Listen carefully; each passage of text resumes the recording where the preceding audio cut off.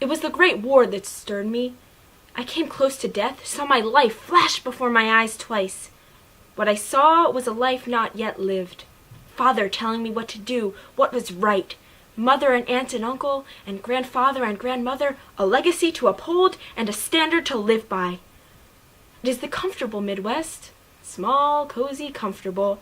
Too comfortable, it's listless. I wanted reckless. I held on to a hope, a belief that when I was in my 20s, everything was going to turn out like my blue landscape, red sun dreams.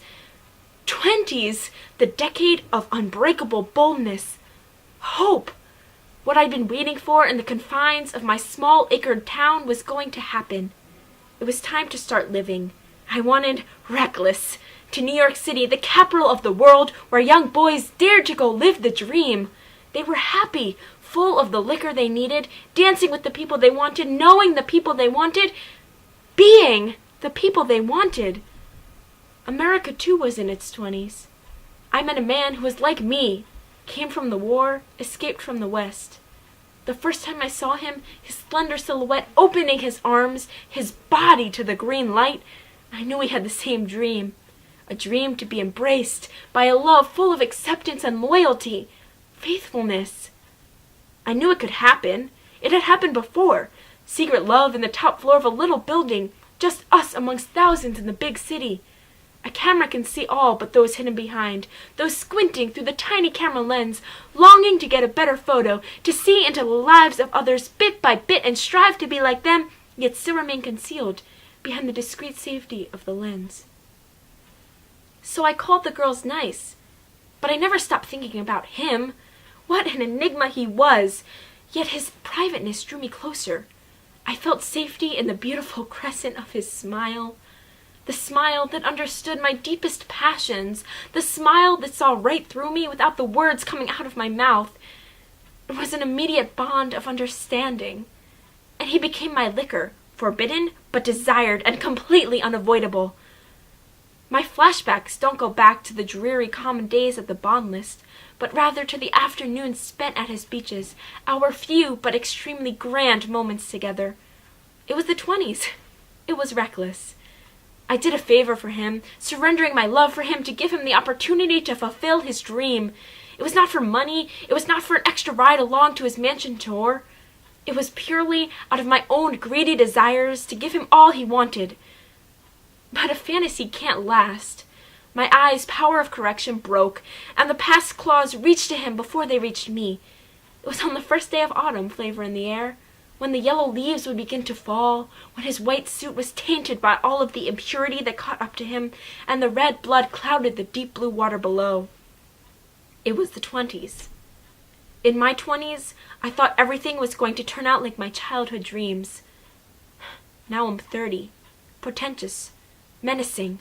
The clock is ticking in this unchangeable game. I'm too old to fool myself anymore, fool the golf girl anymore. She will marry. All the young boys will marry, while I'm stuck on a boat, sailing against the current of my dream, trying to fight America's history with a cold-hearted value. The current overswept my love, and if I stay any longer, it'll be the same for me. I admit, confess, to the grotesque distortions that lay in the East, and while some are rich enough to retreat to their carelessness, to flee to the next pure white city, I pass the piercing blue eyes of those overlooking glasses, the glasses who see my way back to my place in this world, the glasses that see everything. I see everything now. On the day of his funeral, I waited for more cars to come. Where were the people that overflowed from his doorstep each night? The people who claimed they knew every detail of his life? The people who claimed to be his friends? Where were the people? But they didn't come. Of course not. They didn't care about the intricacies of his past, the determination with which he sought his dreams. They were merely reckless, solely wanting to shroud themselves in the lavish lifestyle.